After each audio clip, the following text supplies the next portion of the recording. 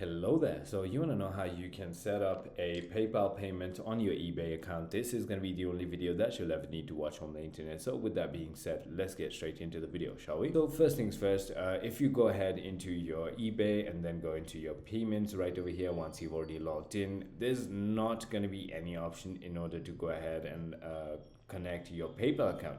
What you can do is simply go ahead and order something. So for example, let's just say I like this cutter. I don't know what this is, but let's just say I like it. Okay, and I'm going to click on buy it now, and this is where it's going to take me. So never mind, it's not letting me do so. But when you are in the checkout, what you can do is on the payment methods, you can actually select the PayPal account, and then once you've selected it, you just need to go ahead and enter your email and password, and then your PayPal account will be debited for this exact product. So it is as simple as that. I hope this video was helpful to you. If it was, hit that like button, and I'll see you on the next one.